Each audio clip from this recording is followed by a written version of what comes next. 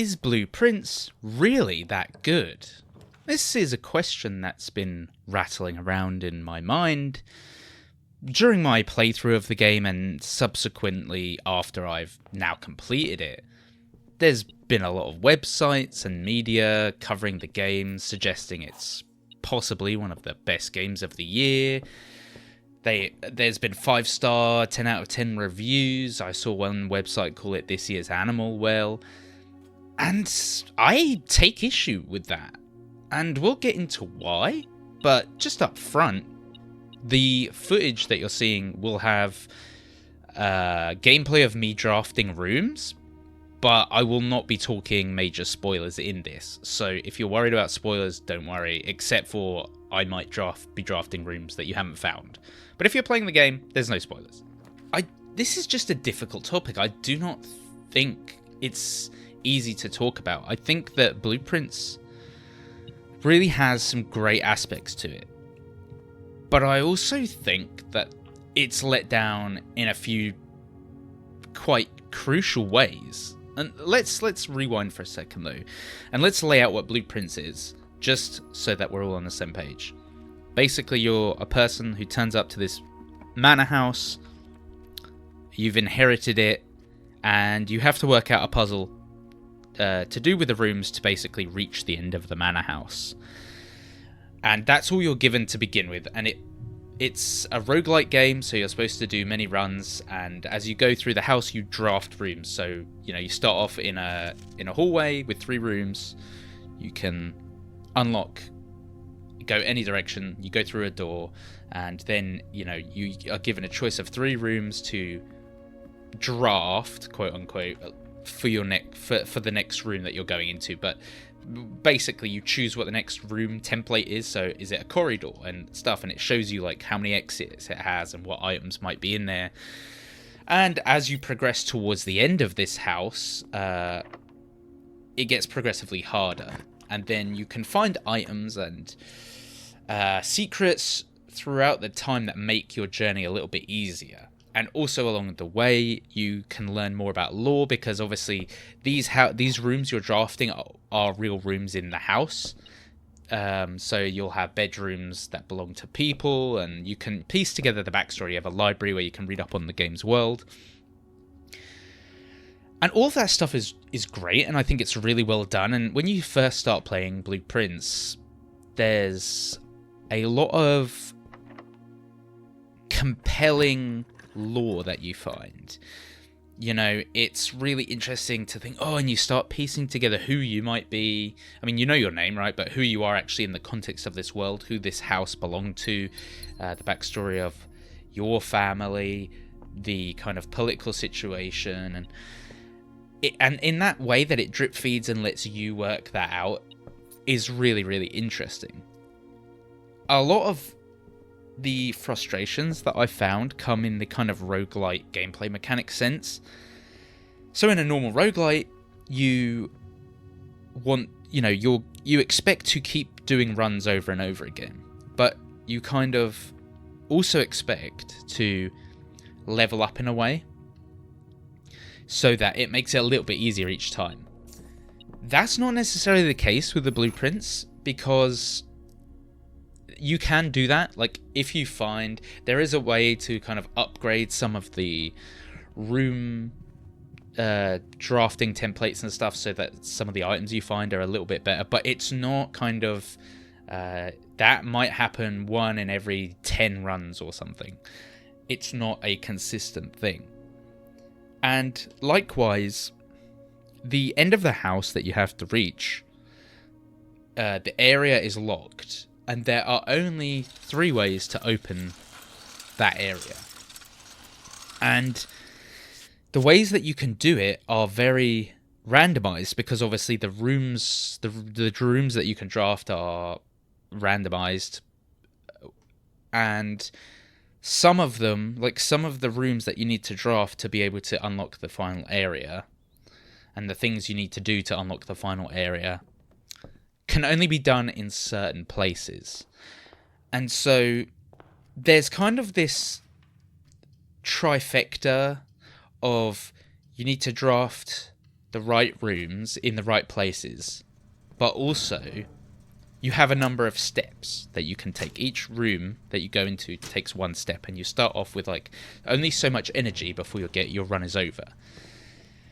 And also, some of the doors start to be locked as you get further into the house, so you need more keys to unlock them. And so you're up against all of these different obstacles to get through the house, right? So like your run can end because you just simply took too many wrong turns and you've run out of energy for the day, so you have to call it a day and basically restart your run again. Or you can hit locked doors and run out of keys and ways to get keys. Your run's over.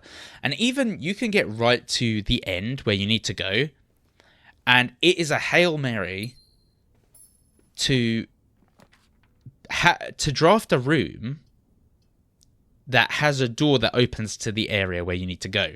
Because once you get there and you manage to like unlock the area you need to go, if you try to access that area and it gives you a choice of 3 rooms that do not physically connect via a door to the area you need to go to, it's game over.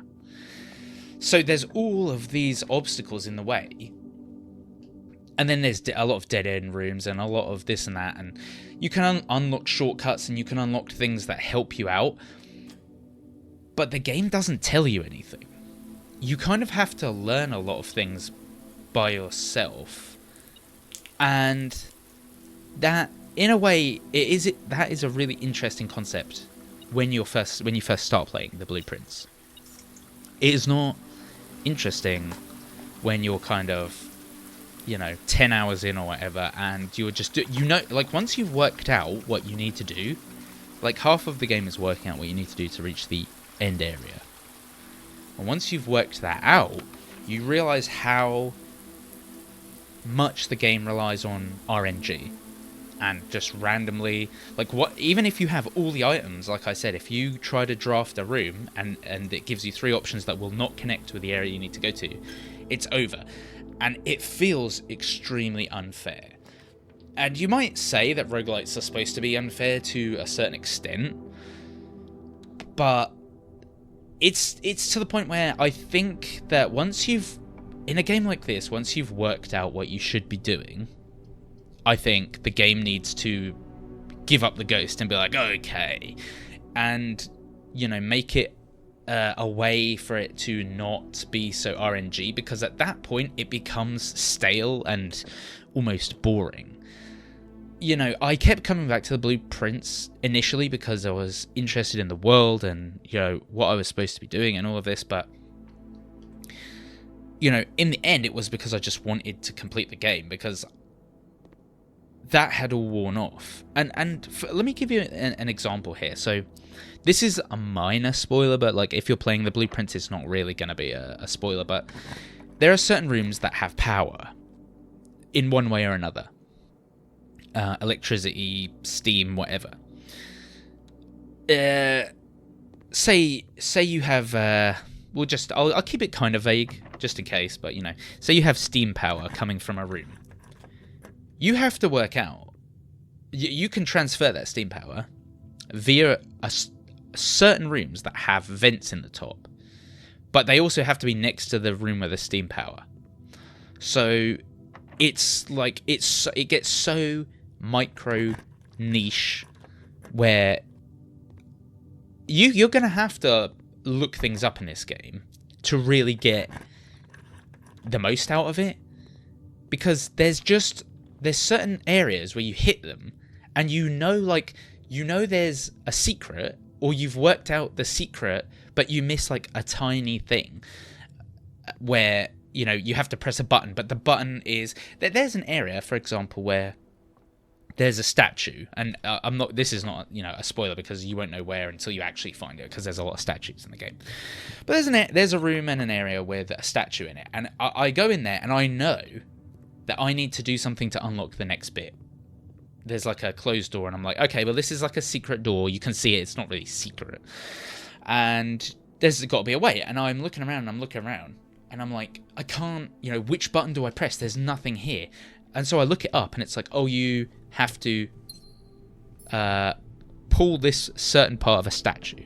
And I'm like, well, I looked all over the statue, but because I didn't aim at this specific part, which was not obvious, and it was above, like, you have to angle your camera up, so, like, you're not really walking around looking at the ceiling, you can't open the door. But it's like, and that's the frustration, where it's like, you're not dumb, you've worked out that you need to do it, but it's so obtuse and obscure.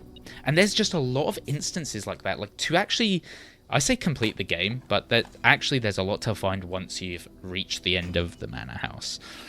But, like, even once you get there, there's, like, small puzzles where you've worked out the puzzle, but then you're like, well, what do I do? And then it's like, oh, you have to press this tiny obscure weird button or do this thing.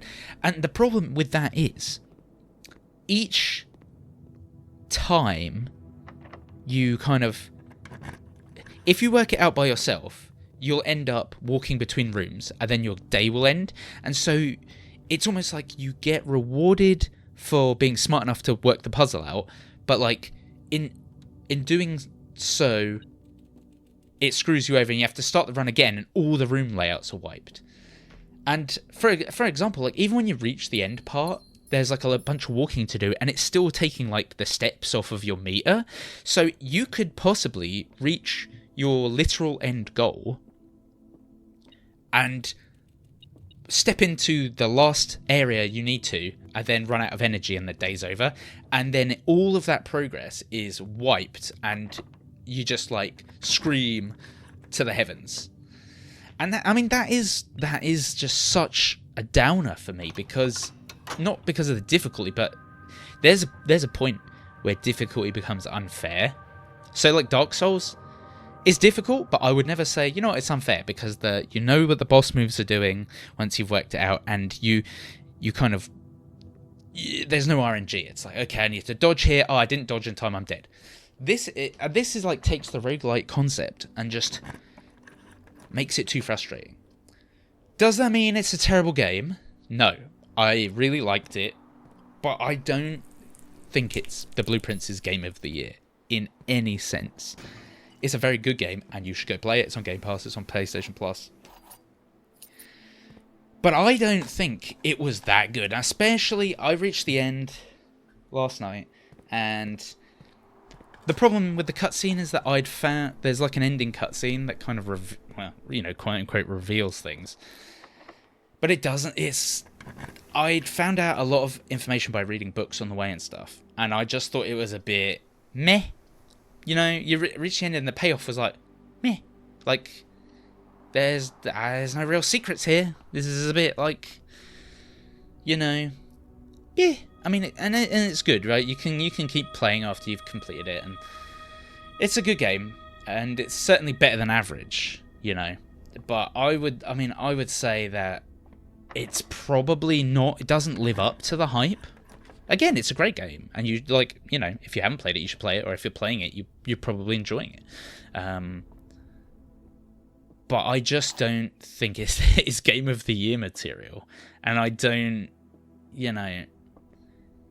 it's not really that good. When I take that in the context of the title of this video, it's a good game. It's a very good game, but it's not really as good as it's made out to be, I would say. I mean, I'm glad I played it, and I wouldn't put anyone off playing it. But, let me know what you think down below, because I was just a little underwhelmed once I'd reached the end, and I just, there's just a lot of stuff a lot of BS you have to sift through, and then it just didn't stick the landing for me. But, yeah, I'm curious what you think. Let me know in the comments below.